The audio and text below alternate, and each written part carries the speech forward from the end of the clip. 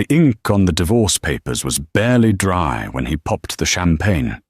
Alexander Sterling, the tech mogul who graced the cover of Forbes 3 times, didn't just divorce his wife of 5 years. He erased her.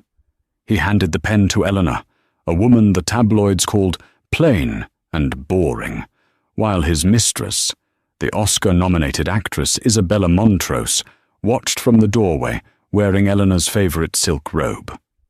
Alexander thought he was cutting off dead weight to ascend to Hollywood royalty.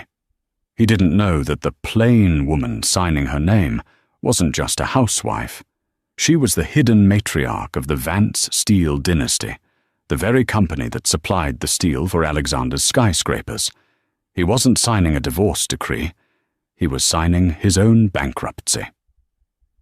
Location: the Sterling Penthouse, 432 Park Avenue, New York City. Date: November 14th. The silence in the penthouse was usually comforting, a testament to the soundproofing that cost more than most people earned in a lifetime. Tonight, however, the silence felt predatory. Eleanor Sterling sat at the edge of the sprawling mahogany dining table. It was an antique, imported from a French chateau, one of the many things Alexander had bought to prove he had taste to match his billions. Her hands were folded in her lap, her knuckles white. Across from her stood Alexander. He was pacing, his Italian loafers clicking against the marble floor. He looked impeccable as always, charcoal suit, tie loosened just enough to suggest a hard day's work, though Eleanor knew he had spent the afternoon at the Tiffany & Co.'s flagship store. "It's not about cruelty, Ellie," Alexander said, finally stopping to pour himself a drink. He didn't offer her one. "It's about evolution. Brands evolve, companies evolve, people evolve, and frankly, we've evolved in different directions." Eleanor looked up. Her face was devoid of makeup, her brown hair pulled back in a simple ponytail. To the outside world, she was the mousy librarian who had somehow snagged New York's most eligible bachelor 5 years ago. "Evolution," Eleanor repeated, her voice steady. "Is that what you call sleeping with Isabella Montrose for 6 months?" Alexander sighed, the sound of a man inconvenienced by a triviality. "Don't make this sordid. Isabella understands me. She understands the spotlight. She understands the pressure of my life. You're content with charity galas and reading books in the garden. You're a shadow, Ellie, and I need a star." The elevator doors at the far end of the penthouse chimed softly. They slid open, and Isabella Montrose stepped out. She was breathtaking, even casually dressed. She wore a cashmere sweater that Eleanor recognized. It was hers, missing from her closet for 2 weeks, and tight designer jeans. "Is it done, Alex?" Isabella asked, ignoring Eleanor entirely. Her voice was that famous husky purr that had won her a Golden Globe. "Almost," Alexander said, sliding a thick stack of documents across the mahogany table toward Eleanor. "The settlement is generous, Ellie. $2 million. The apartment in Jersey. You keep your car. It's more than fair considering you signed a prenup." Eleanor looked at the papers. "Decree of dissolution of marriage." "I don't want the money, Alex," Eleanor said quietly. Isabella laughed, a sharp, tinkling sound, as she poured herself a glass of Alexander's scotch. "Oh, honey, don't try to play the martyr. Take the cash.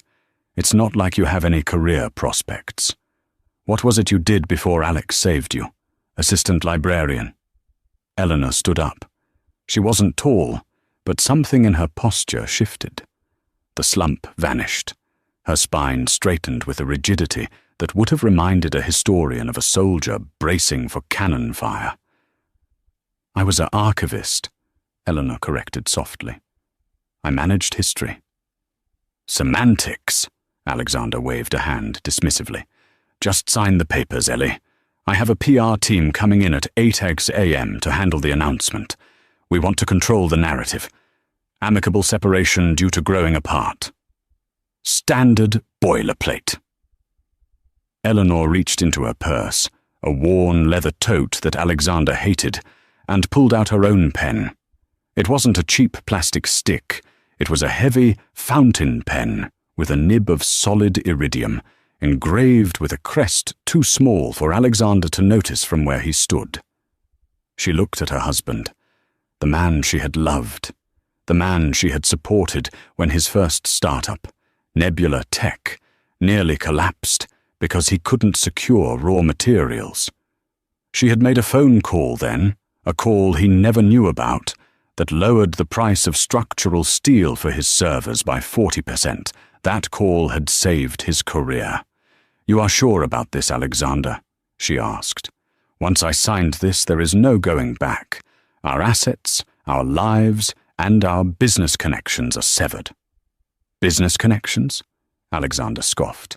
"Ellie, the only connection you have is to the housekeeper." "Yes, I'm sure. Sign it." Eleanor uncapped the pen. The scratching sound of the nib on the paper was the loudest thing in the room. Eleanor V. She didn't write Sterling. She simply signed her initial. "Done," she said. She didn't ask for the check. She didn't ask for the keys to the Jersey apartment. She simply placed the pen back in her bag. "You can keep the apartment," she said, turning to the elevator. "And the money. I won't be needing your charity."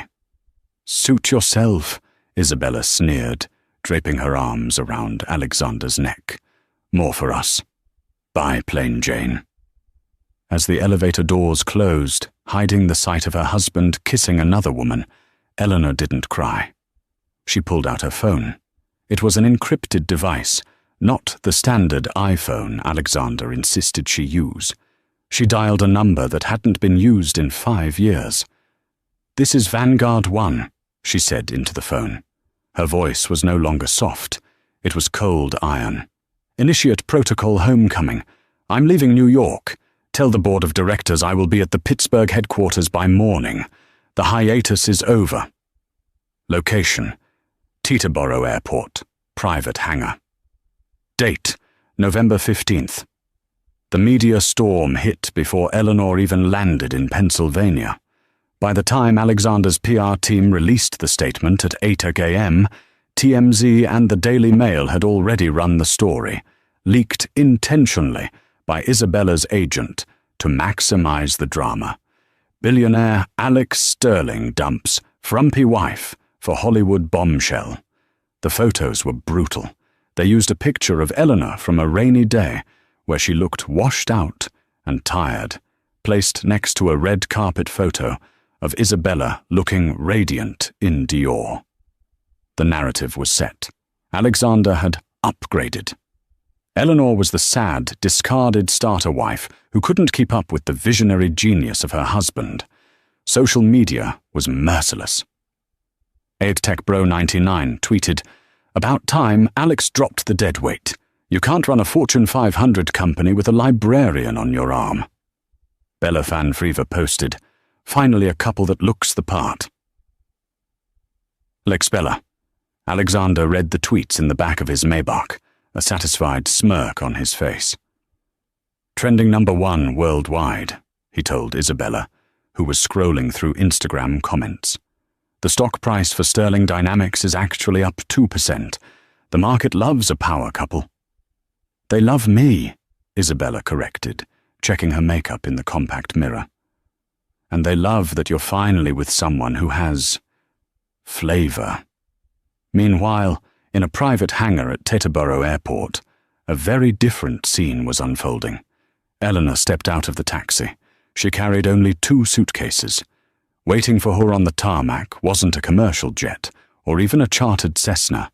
It was a Gulfstream G700, painted in a matte midnight blue. The tail number didn't end in a standard registration. It bore the insignia of a silver anvil. A man in a dark suit stood by the stairs. He was older, with white hair and a scar running down his cheek. This was Marcus Thorne, the head of security for the Vance family for 30 years.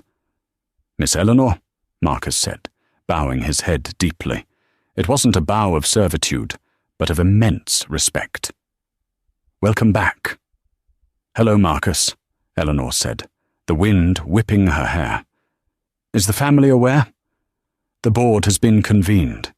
Your grandmother, she is relieved. She said she knew the Sterling experiment would fail eventually." Eleanor winced slightly. Grandmother always did have a way with, "I told you so." "And the press?" "Blocked," Marcus said as he took her bags. "We've scrubbed your real maiden name from the public digital archives, as usual. The tabloids think you are Eleanor Vance, daughter of a high school teacher from Ohio. They have no idea they are dealing with the Eleanor Vance, sole heiress to Vanguard Steel and Heavy Industries." Vanguard Steel. It wasn't a flashy tech company. It didn't have an app. It was the backbone of the American industrial complex. They owned the mines, the refineries, the shipping lines, and the patents for the high-tensile alloys used in everything from SpaceX rockets to the structural beams of the very building Alexander Sterling lived in. They were a ghost dynasty, old money that preferred to remain invisible while controlling the world's infrastructure. Eleanor walked up the stairs of the jet. She paused at the top and looked back at the New York skyline. Somewhere in those shimmering lights, Alexander was probably toasting his new freedom. "He thinks I was dependent on him," Eleanor whispered. "He is about to learn," Marcus said from behind her, "that a skyscraper is nothing without its steel skeleton." The jet engines roared to life. Inside the cabin, the luxury was understated, but absolute. Eleanor sat in a leather armchair and opened a dossier waiting on the table. The cover read, "Sterling Dynamics, Supply Chain Vulnerabilities." She flipped to page 4. Alexander's company was currently building the Sterling Spire, a 120-story megastructure in Dubai intended to be the headquarters for his new AI division. It was 40% complete. "Marcus," Eleanor said, pressing the intercom button. "Yes, ma'am?" "Get me the current contract status for the Sterling Spire project, specifically the supplier of the Grade 9 seismic steel beams." "That would be a subsidiary of ours, ma'am." "North Atlantic Ore. We supply 90% of the project." "Not anymore," Eleanor said, her voice devoid of emotion. "Put a freeze on all shipments to Sterling Dynamics effective immediately. Cite supply chain irregularities and quality control audits. Indefinite delay." "That will cost him millions a day in penalties, ma'am." "I know," Eleanor said, watching New York disappear beneath the clouds. He wanted a story full of drama for his new life. I'm just helping him write it. Location: Sterling Dynamics, HQ, Silicon Valley, Vanguard Estate, Pittsburgh. Date: 3 months later. The honeymoon phase, as it turned out, had a strict expiration date. For Alexander Sterling, it lasted exactly 90 days. Life with Isabella was a whirlwind of red carpets, paparazzi flashes, and exclusive parties. But the cracks were appearing. Isabella wasn't just high maintenance, she was a black hole of attention. She interrupted board meetings to ask Alexander's opinion on dress swatches. She threw tantrums when he had to work late. She treated his staff like indentured servants, causing his executive assistant of 10 years to quit. Alexander sat in his glass-walled office, rubbing his temples. The headache had been there for a week. "Alex, darling," Isabella burst in, followed by a camera crew. She was filming a reality show, The Real Life of Bella, a project she had badgered him into financing. "The lighting in here is terrible. Can we move your desk to the balcony?" "Isabella, I'm working," Alexander snapped, louder than he intended. The camera crew froze. "I have a crisis with the Dubai Tower. Construction has been halted for 2 weeks." "Boring." Isabella rolled her eyes. "Just buy more bricks or whatever. Look, the Met Gala is coming up, and I need you to look less stressed. You're giving me wrinkles just looking at you." She motioned for the cameras to cut. "Seriously, Alex, fix it. You're the genius billionaire. Why is the building stopped?" "Because," Alexander hissed, standing up, "the steel supplier ghosted us. They froze the shipments. We can't find another vendor who makes that specific alloy. It's proprietary." "So sue them." "We're trying, but the parent company is buried under shell corporations. We can't even find a name to serve the papers to." Meanwhile, 3,000 miles away, the atmosphere was very different. The boardroom of Vanguard Steel was a cavernous space of oak and brass, smelling of lemon oil and serious money. 12 men and women, the captains of industry, sat around the table. At the head sat Eleanor. Gone were the cardigans and the messy ponytail. She wore a tailored navy suit that cost more than Alexander's car, her hair cut into a sharp, commanding bob. She didn't look like the librarian anymore. She looked like a queen on a warpath. "The audit of the European division is complete," Eleanor said, her voice projecting clearly without a microphone. "We are up 14% in the Asian markets." "And the sterling situation?" asked Mr. Henderson, a board member who had known Eleanor since she was a child. "The freeze is holding," Eleanor said, calmly, reviewing a tablet screen. "Sterling Dynamics has missed 3 construction deadlines. The investors in Dubai are getting restless. Their stock has dropped 18% since the divorce." "Is the goal to bankrupt him, Ma'am?" Henderson asked. "Because if we squeeze too hard, the antitrust regulators might sniff around." "The goal," Eleanor said, looking up with eyes that glinted like polished chrome, "is to remind him of his place. He thinks he is a self-made god. I am simply removing the pedestal he stands on. However," she paused. She tapped the screen. "He has scheduled an emergency supplier summit in Chicago next week. He's invited every major industrial supplier in the Northern Hemisphere to try and bid for the contract. He's desperate." "Are we attending?" "Vanguard doesn't attend summits. We host them," Eleanor said. "But North Atlantic Ore will be there. And I think it's time the CEO of North Atlantic Ore made a personal appearance." A murmur went around the room. They knew what this meant. "You're going to reveal yourself?" Henderson asked, concerned. "The media will be there. He will be there. He invited the world to watch his life," Eleanor said, standing up to close the meeting. "I think it's time I made a cameo." Back in California, Alexander's phone rang. It was his chief operations officer. "Alex, good news. We got a seat at the Chicago Industrial Summit. The rumor is the CEO of the holding company that owns our steel supply will be there." Finally, Alex exhaled. "Who is it? Some old guy? I can charm him. I can buy him out." "We don't have a name, sir. Just a title. They call the CEO the Iron Lady." "Iron Lady?" Alex laughed, adjusting his tie. "Sounds like a challenge. Book the jet, and tell Isabella to stay home. I need to focus." "Sir, Isabella has already tweeted that she's coming with you to Chicago for a shopping spree." Alex slammed the phone down. He looked out the window at the smoggy sunset. He missed the quiet evenings with Ellie. He missed her listening ear. He missed the way she would massage his shoulders without him asking. "No," he thought, shaking his head. "She was weak. I am a lion, and lions don't look back." He didn't know that the lion was walking straight into a trap set by the tamer. Location: the Grand Ballroom, the Palmer House, Hilton, Chicago. Date: December 2nd.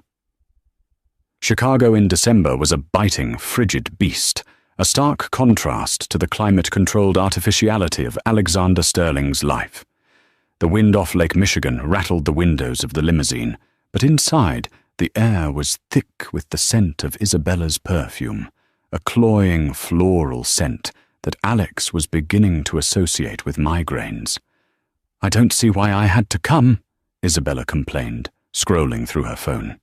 The screen illuminated her face, which was currently contoured to perfection. "This is an industrial summit, Alex. It's going to be full of old men talking about rust."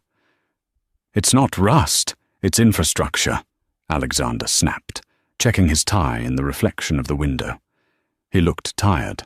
The circles under his eyes were visible even through the concealer his makeup artist had applied. "And you had to come because the investors are spooked. They need to see us as a united front. The power couple, remember?" "Well, the power couple needs a drink," Isabella muttered. "And remind me again why we're chasing this Iron Lady. Can't you just buy her company?" "I tried," Alex said, his voice tight. "They're private, hostile takeover proof. If I don't get her to sign off on the steel beam shipments by tonight, the Dubai Tower is officially dead. The penalties alone will wipe out our Q4 profits." The limo pulled up to the curb. A swarm of photographers, tipped off by Isabella, Alex suspected, began to flash their bulbs. Alexander put on his winning smile, the one that had charmed venture capitalists for a decade. He took Isabella's hand. "Smile," he whispered. "Look like you adore me." "I adore your credit card limit," she whispered back, flashing a dazzling smile for variety. Inside, the grand ballroom was a sea of dark suits and grey hair. This wasn't the tech world. There were no hoodies, no beanbag chairs, no disruption. This was old money. This was coal, oil, freight, and steel. The people in this room didn't care about Instagram followers. They cared about tonnage and tariffs. Alexander felt out of place. He was a disruptor, a tech visionary. These men looked at him like he was a parlor trick. "Sterling!" a voice boomed. Alex turned to see Victor Krum, a Russian shipping magnate he had met once at Davos. "Victor," Alex extended a hand. "Good to see you." Victor didn't take the hand. He looked Alex up and down, his eyes landing on Isabella's dress, a plunging red number that was entirely inappropriate for a conservative business summit. "I hear you are having trouble with your erection," Victor said loudly, causing a nearby group to chuckle. Alex stiffened. "Excuse me?" "Your building," Victor clarified, a cruel smirk playing on his lips. "It cannot go up. No steel. Very embarrassing. In my country, when a man cannot finish what he starts, we do not call him a visionary. We call him a failure." "It's a supply chain hiccup," Alex said through gritted teeth. "I'm meeting with the CEO of North Atlantic Ore tonight to sort it out." Victor laughed, a deep, belly-shaking sound. "You are meeting the Iron Lady? Good luck, little boy. She eats men like you for breakfast. She does not like, how do you say, flash." He gestured vaguely at Isabella. Isabella bristled. "Excuse me, I am an Oscar nominee. And this is a room for people who build the world, not people who pretend," Victor said, turning his back on them. Alex steered Isabella away, his grip on her arm tight. "Keep your mouth shut," he hissed. "We are bleeding status here." They made their way to the VIP section, a roped-off area near the stage where the keynote speech was about to begin. The program listed the speaker simply as the chairwoman of the Vanguard Group. "Vanguard," Alex muttered. "They own North Atlantic Ore. They're the whale. If I can get 5 minutes with the chairwoman, I can bypass the subsidiary and get the steel." "God, this champagne is cheap," Isabella complained, sipping a flute from a passing tray. "Alex, look at that woman over there, the one in the white suit. Who wears white in winter?" Alex looked. Standing near the stage, surrounded by a phalanx of security and attentive executives, was a woman. Her back was to them, She wore a white power suit, impeccably tailored, stark against the sea of black tuxedos. Her posture was regal. "That must be her," Alex said, straightening his jacket. "Stay here, Bella. Do not move. Do not tweet." "Whatever," Isabella sighed, turning to flirt with a waiter. Alex approached the group. His heart was pounding. This was it, the charm offensive. "Excuse me," Alex said, projecting his voice to cut through the conversation. "I'm Alexander Sterling, CEO of Sterling Dynamics. I believe we have some business to discuss regarding the Dubai project." The security guard stepped forward to block him, but the woman in the white suit raised a hand. The guards parted. She turned around slowly. Alexander Sterling stopped her. His brain stuttered. He blinked, sure that the stress was causing hallucinations. The face was familiar, yet entirely alien. The features were Eleanor's, the high cheekbones, the soft curve of the jaw. But gone was the woman who wore oversized sweaters and apologized for taking up space. This woman wore diamonds that were heirlooms, not gifts. Her makeup was sharp, accentuating eyes that looked at him not with love or even hate, but with the crushing indifference of a glacier. "Hello, Alexander," Eleanor said. Her voice was smooth, low, and terrifyingly calm. "Ellie?" Alex whispered, his voice cracking. What are you doing here? How did you get past security?" The executives around her chuckled darkly. "Mr. Sterling," Eleanor said, "I am security. Location, the VIP Circle, Chicago Industrial Summit. Time, moments later." The silence that fell over the immediate vicinity was heavy. Alexander looked at his ex-wife, trying to reconcile the image of the woman who used to bake blueberry muffins on Sundays with this titan standing before him. "I don't understand," Alex stammered. He looked at the man standing next to her, Marcus Thorne, the security chief from the airfield. You're with Vanguard?" "Alexander," Eleanor said, stepping closer. She was wearing heels that made her nearly his height. "I am Vanguard." The words hit him like a physical blow. Vanguard, the shadowy conglomerate that controlled 30% of the global steel market, the company he had been trying to get a meeting with for 6 months. "That's impossible," Alex laughed nervously. "Your father was a history teacher in Ohio.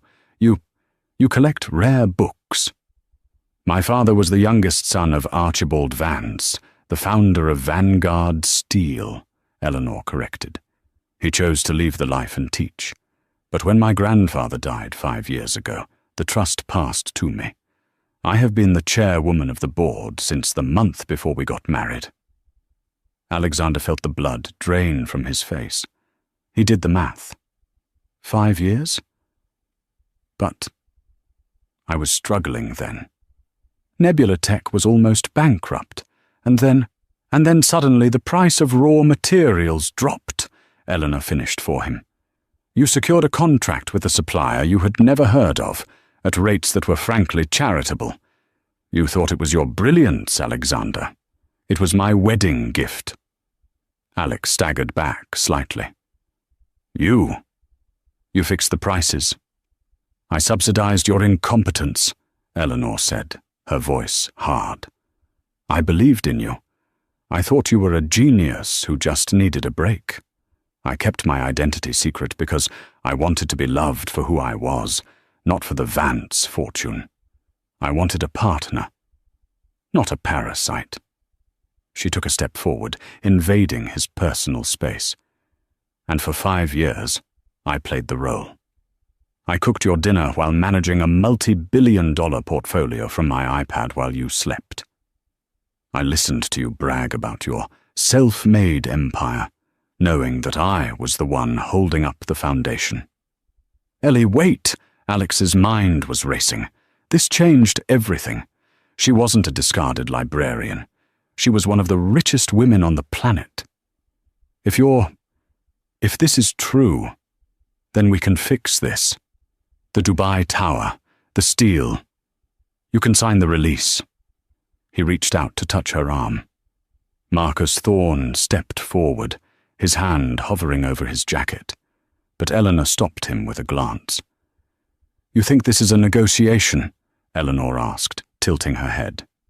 We're family, Alex pleaded, dropping his voice to a seductive whisper. Technically. Look, the divorce isn't final yet. There's a cooling-off period. I made a mistake, Ellie. Isabella, she's a fling, a midlife crisis. But you and I, we're a team. We built Sterling Dynamics together. We didn't build it together, Eleanor said. I built it. You just put your name on the building. Suddenly, a shrill voice cut through the tension. Alex, why are you talking to the help?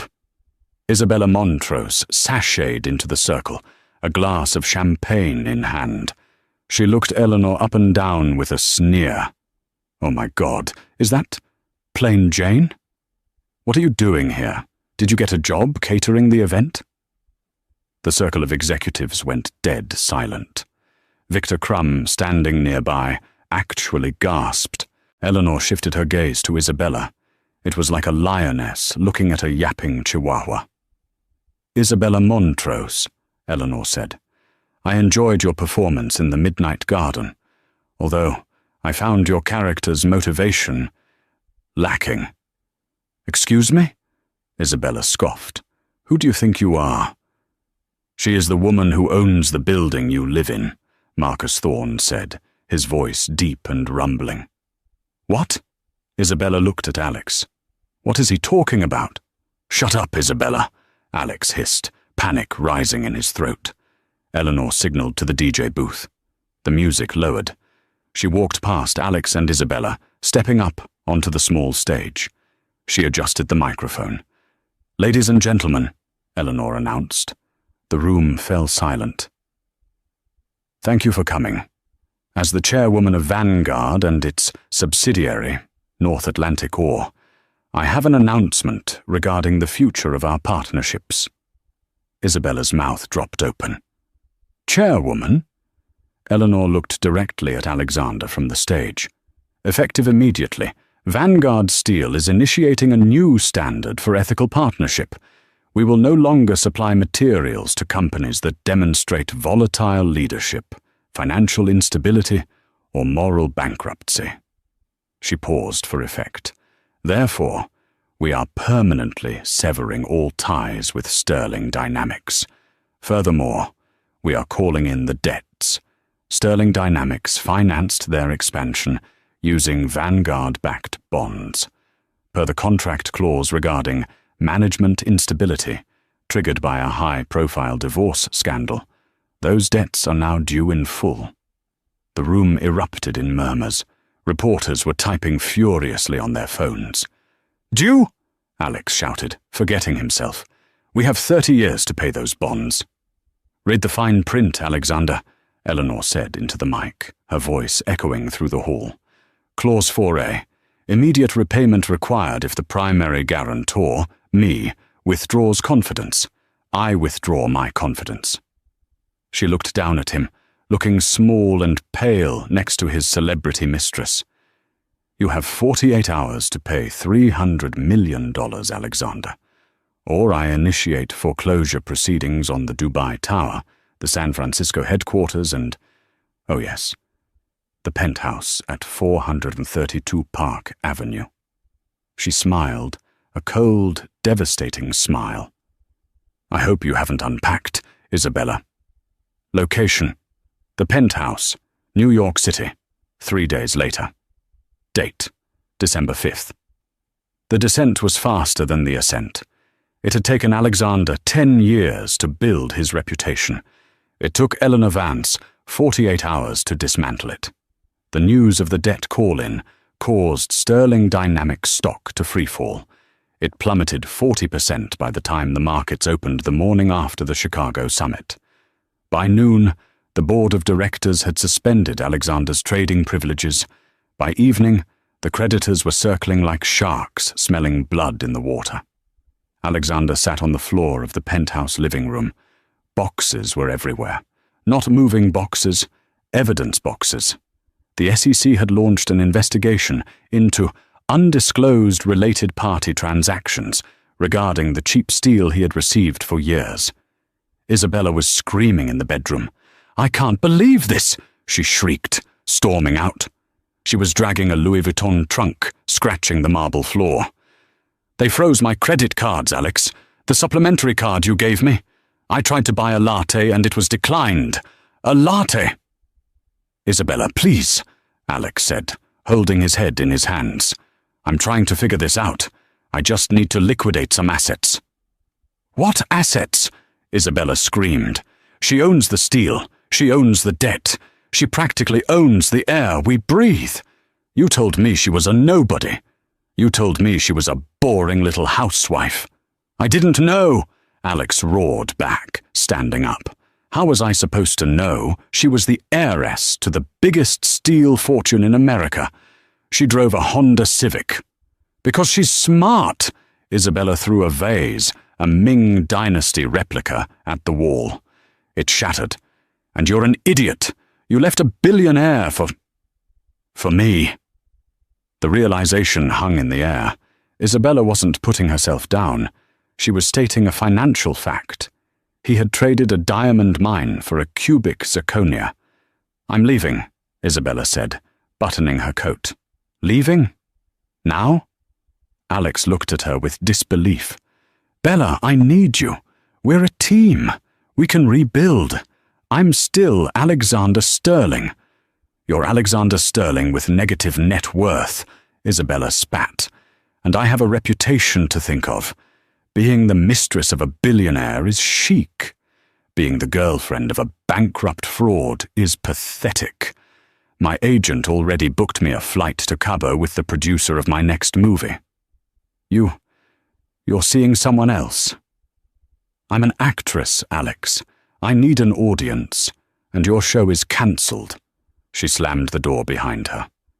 The echo rang through the empty, cold apartment. Alex stood alone in the wreckage of his life. The silence was heavy, but this time it wasn't predatory.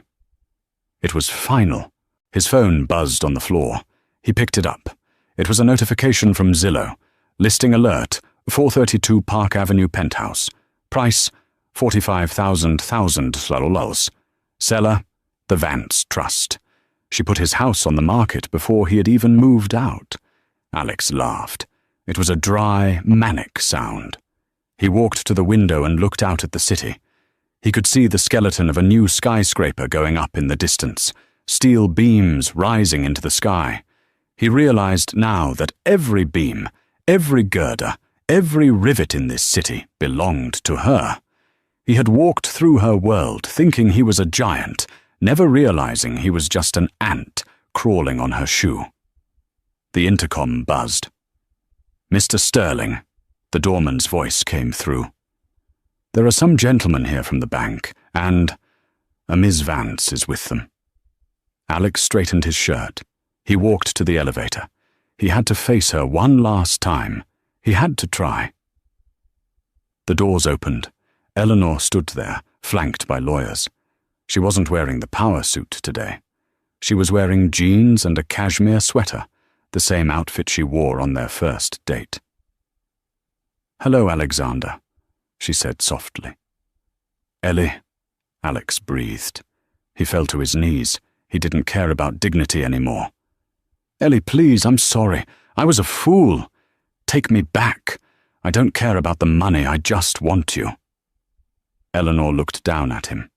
Her expression wasn't angry. It was pity, and that hurt worse than the anger. "You don't want me, Alex," she said, stepping around him to look at the apartment. "You want the safety I provided. You want the Iron Lady to save you from the mess you made." She signaled to the lawyers. "The foreclosure is complete. You have until midnight to vacate the premises. Anything left behind will be auctioned for charity." "Ellie, where will I go?" Alex wept. "I have nothing." Eleanor stopped at the door. She looked back. her hand on the frame. "You have your freedom, Alexander. You said I was a shadow. Well, now you're out in the light. Let's see if you can shine on your own." She walked out. The elevator doors closed. Alexander Sterling, the man who wanted everything, sat alone on the cold marble floor, realizing that in his quest for more, he had lost the only thing that was real. Location: Sotheby's Auction House, Manhattan. Date: January 15th, 1 month later. The fall of a titan is rarely silent. It is usually accompanied by the sharp rap of a gavel. Alexander sat in the back row of the auction hall. He wore a coat that was slightly too large for him now. He had lost 20 pounds in the last month. He wasn't supposed to be here. His lawyers had advised against it, citing emotional self-harm. But he couldn't stay away. He watched as the artifacts of his perfect life were paraded across the stage like cattle. "Lot 405, the auctioneer announced, his voice practiced and bored. A custom-made Patek Philippe watch, engraved with the initials AS opening bid at 50,000. It was the watch Eleanor had given him for their 3rd anniversary. He had barely worn it, preferring a flashy smartwatch that tracked his heart rate. Now he watched a stranger, a hedge fund manager in a tacky plaid suit, raise a paddle. "Sold," the auctioneer clipped. Alexander flinched. That watch was worth more than his current net worth. Since the night at the penthouse, Alexander's life had been a lesson in gravity. The SEC investigation had frozen his liquid assets. The board of Sterling Dynamics had voted him out as CEO, replacing him with a conservative CFO who immediately publicly distanced the company from the former leadership's erratic behavior. Isabella Montrose was gone, appearing on the cover of People magazine 3 days later with the headline, "I survived him. Isabella opens up about toxic billionaire X." She spun a narrative of emotional manipulation that wasn't entirely true, but Alexander had no PR team left to fight it. He was living in a serviced apartment in Queens. It was clean, but small. The radiator clanked at night. The view was of a brick wall, not the skyline. "Lot 410, the auctioneer continued. A first-edition copy of The Great Gatsby, signed by Fitzgerald. Alexander sat up. That was Eleanor's. It was her most prized possession. She must have left it behind in the penthouse by mistake. "Opening bid, 10,000. Alexander checked his bank account on his phone.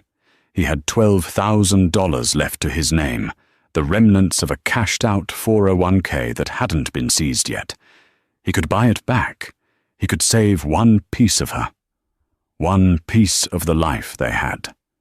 He raised his hand. 12,000, he shouted, his voice cracking. The room turned to look. People whispered, "Is that him? Is that Sterling? He looks terrible." "I have 12,000 from the gentleman in the back," the auctioneer said, peering over his glasses. "Do I hear 15? 20,000, a voice called out from the front row. Alexander's heart sank. He looked at the bidder. It was Marcus Thorne, Eleanor's security chief. He wasn't bidding for himself. He was bidding for the trust. Eleanor was buying her own book back, ensuring Alexander couldn't have it.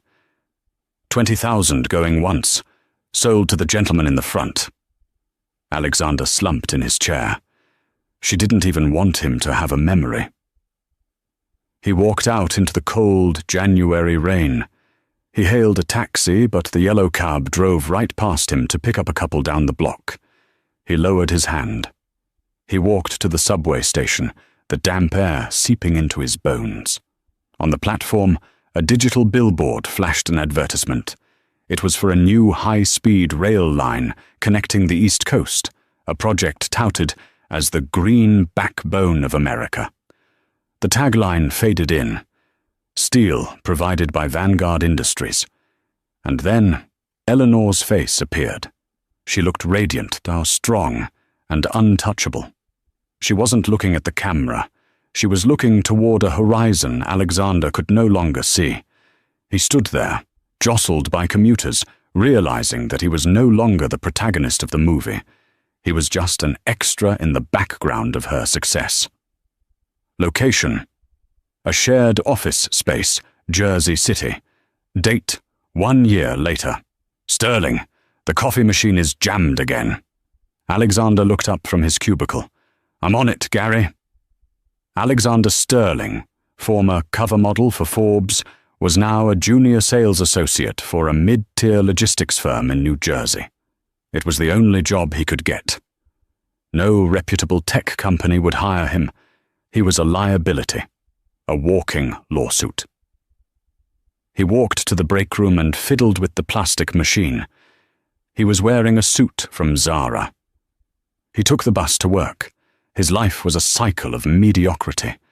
He woke up, ate toast, went to work, got yelled at by Gary, a man who used to follow Alexander on Twitter, and went home to watch Netflix alone.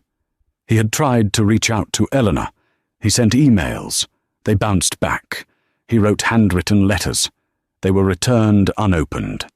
He even tried to show up at the Vanguard headquarters in Pittsburgh, but Marcus Thorne had met him at the gate and politely informed him that if he returned, he would be arrested for trespassing. He was a ghost. One afternoon, Gary dropped a file on his desk. Big client coming in today, Sterling. I need you to take notes. Don't speak unless spoken to. We're trying to land a contract for shipping heavy machinery. Sure, Gary, Alex sighed. At 2 p.m., the clients arrived. Alexander sat in the corner of the conference room, clutching a notepad. The door opened. 2 men in suits walked in, followed by a woman. Alexander stopped breathing. It wasn't Eleanor. It was her assistant, a woman named Sarah, whom Alexander had fired 3 years ago because she walked too loudly. Sarah stopped when she saw him. Her eyes widened in surprise, then narrowed into a look of supreme satisfaction. Sarah, Alex whispered. It's Ms. Jenkins, she said coolly. I'm the VP of Logistics for the Vanguard Foundation now. Gary looked between them, sweating. You know each other? I used to work for Mr. Sterling's wife, Sarah said, emphasizing the word wife. Before he imploded. The meeting was excruciating. Alexander had to sit there and take notes while Sarah dictated terms. She was sharp, professional, and utterly dismissive of him. She treated him like furniture. At the end of the meeting, as everyone was shaking hands, Sarah paused by Alexander's chair. She's happy, you know, Sarah said quietly. Alex looked up, his eyes red-rimmed. Is she? She got remarried last month, Sarah dropped the bomb casually, to a pediatric surgeon, a good man, someone who doesn't need her to be small so he can feel big. The room spun. Remarried. It was over. Truly over. The tiny flame of hope he had been nurturing, the delusion that if he just worked hard enough and proved he had changed, she might take him back, was extinguished. Does she ever talk about me? Alex asked, his voice trembling. Sarah considered this for a moment. No, Alexander, she doesn't. You're just a tax write-off from a previous fiscal year. Sarah walked out. Alexander sat in the empty conference room. He looked at his notepad. He had written nothing. He realized then that the worst punishment wasn't poverty. It wasn't public humiliation. It was the realization that the person who had loved him most had completely erased him from her internal narrative. To Isabella, he was a story to sell. To Eleanor, he was nothing. Location: Central Park, New York City, near the Bethesda Fountain. Date: 5 years later. The October wind cut through the park, carrying the crisp scent of burning leaves and roasted chestnuts. For most New Yorkers, it was the smell of autumn romance. For Alexander Sterling, it was just another reminder that winter was coming, and his heating bill was overdue. Alexander sat on a peeling green bench, watching the tourists snap photos of the angel statue. He was 42 now, but he looked 50. The thick, lustrous hair that had once been the subject of GQ profiles was thinning and grey at the temples. His suit, a polyester blend from a discount rack, shined cheaply in the sunlight. He wasn't destitute. He was a senior logistics manager at a trucking firm in Newark. But he was invisible. He was part of the grey background of the city he used to think he owned. He unwrapped a foil-wrapped sandwich, tuna prepared in his kitchenette that morning, and took a bite. It was dry. "Ball! Ball!" A bright red rubber ball bounced off the toe of his scuffed dress shoe. Alexander flinched, pulling his legs back. A little girl, perhaps 3 or 4 years old, toddled up to him. She was dressed in a miniature Burberry coat and cute woolen tights. She had dark curls and eyes that were intelligent, inquisitive, and painfully familiar. Alexander picked up the ball. The girl stopped, putting a finger in her mouth, waiting. "Is this yours?" Alexander asked, forcing a smile. It felt rusty. "Sophia, don't run off!" The voice hit Alexander like a physical shockwave. He dropped the ball. It rolled away, forgotten. He looked up. Walking down the path, maneuvering a sleek, beige stroller, was a woman. She wore a camel hair coat that draped effortlessly over a cream cashmere sweater. She wore no jewelry except for a simple platinum band and a pair of diamond studs that caught the light. It was Eleanor. But it wasn't the Eleanor he had divorced. It wasn't even the Iron Lady who had destroyed him in the boardroom. This was something else entirely. She looked peaceful. The sharp edges of her anger had softened into a serene, untouchable confidence. She looked like a woman who had everything she ever wanted. "Alex?" She stopped, her hand resting protectively on the girl's shoulder. Alexander stood up too quickly, crumbs falling from his lap. He brushed them away frantically, shame burning his cheeks. "Eleanor," he croaked. He cleared his throat, trying to find the smooth baritone that used to charm investors. It was gone. I didn't think you were in the city." "We live in Connecticut now," Eleanor said, pleasantly, as if she were talking to an old neighbor she barely remembered. "We just came in for the ballet matinee. Sophia loves the costumes." "Sophia," Alexander repeated, looking at the child. She's beautiful." "Thank you," Eleanor smiled down at her daughter. "Sophia, say hello." "Hi," the girl whispered, hiding behind Eleanor's coat. Is her father here?" Alexander asked, looking around, half terrified that a security team would tackle him. "Gabriel is getting pretzels."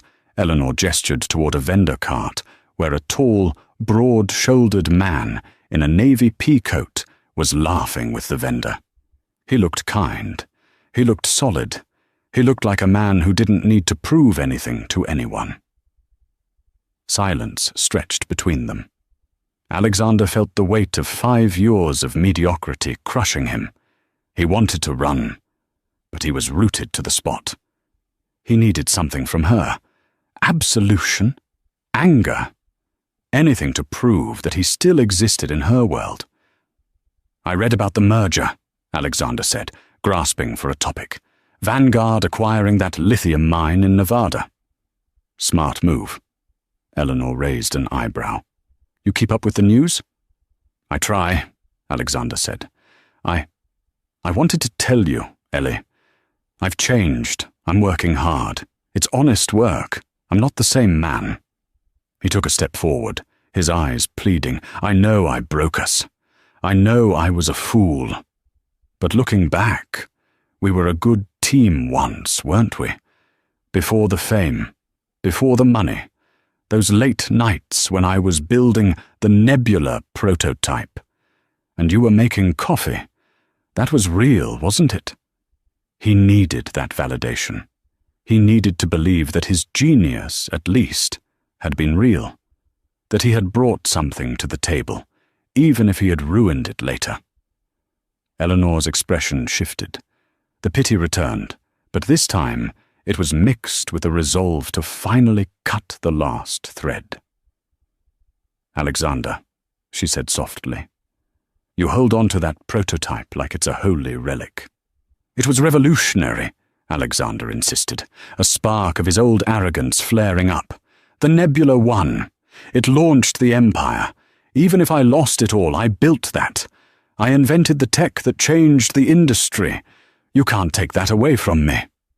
Eleanor sighed.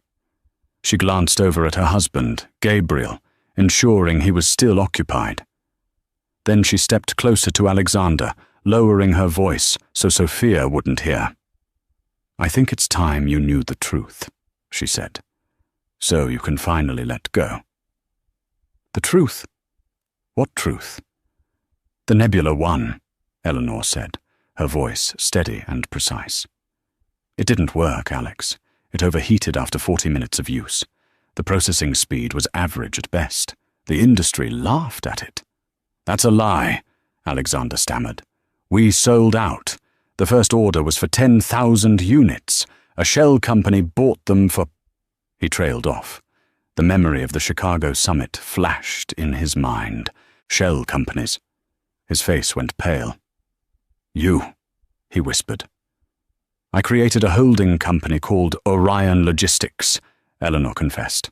"I used my personal trust fund. I bought every single unit of the Nebula 1.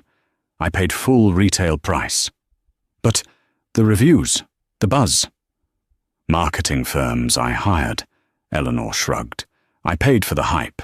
I paid for the initial sales figures, so you could secure Series A funding from the venture capitalists. Once you had the funding, you hired real engineers who fixed the tech for the second version. But the first one? The one you built with your own hands?" She paused, letting the words hang in the cold air. "It was junk, Alexander. I had them shipped to a recycling plant in New Jersey. They were melted down for scrap metal 3 weeks after you sold them." Alexander grabbed the back of the bench to steady himself. The world was spinning. "Why?" he gasped.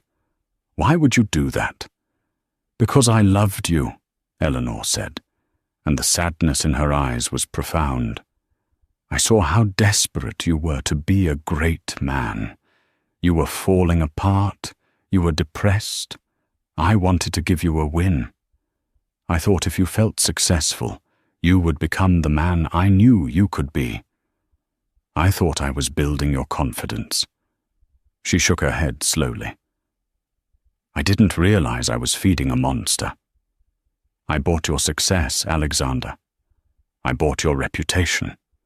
I even bought the suit you wore on the cover of Forbes. You were never a self-made billionaire. You were a scholarship student in a school I built for you." Alexander looked down at his hands. He felt stripped naked. Every accolade, every cheer, every moment of pride he had ever felt. It was all charity. It was all her. "So I was nothing?" he whispered, tears leaking from his eyes. "This whole time, I was just your pet project?" "You were my husband," Eleanor corrected gently. "But you wanted to be a god. And gods don't have wives, Alex. They have worshippers. And I was tired of kneeling." "Mommy!" Sophia tugged on Eleanor's hand. "Daddy has pretzels." Eleanor looked back at Gabriel, who was walking toward them with a warm smile, holding 2 large, soft pretzels. "I have to go," Eleanor said. She didn't offer a handshake. She didn't offer a hug. She simply stepped back, creating a chasm between them that could never be crossed. "Goodbye, Alexander. I hope you find a life that is real this time." She turned and walked away. Alexander watched as Gabriel wrapped an arm around her waist and kissed her temple. He watched them walk into the golden autumn light, a perfect, self-sufficient unit. Alexander Sterling sat back down on the peeling green bench. He looked at the skyscraper in the distance. The one he used to claim was his legacy. He realized now that he hadn't built it. He hadn't even designed it. He had just been the actor standing in front of the green screen, reciting lines written by the woman he had thrown away. He picked up his foil-wrapped sandwich. It was cold. He took a bite anyway, swallowing the dry, tasteless bread as the leaves fell around him like gold coins he could never spend. And that is the crushing reality of Alexander Sterling. He spent his life believing he was the architect of his own destiny, never realizing he was merely a tenant in a house built by his wife's love. In the end, the twist wasn't just that he lost his money. It was the revelation that his genius was a fabrication paid for by the very woman he called plain. Alexander wanted to be a king, but he forgot that a king is nothing without the person who funds the crown. Now, Alexander sits on a park bench, a man made of glass, shattered by the truth. Meanwhile, Eleanor walks into her future, proving that the strongest steel isn't found in a skyscraper, but in the backbone of a woman who knows her own worth. Wow, that ending hit hard. Do you think Eleanor was right to hide the truth about his success for so long? Or did she accidentally create the monster he became? I want to hear your theories in the comments. If this story gave you chills, please smash that like button and share this video with a friend who loves a good karma story. Don't forget to subscribe and turn on notifications. We have an even crazier revenge story coming up next week. Thanks for watching.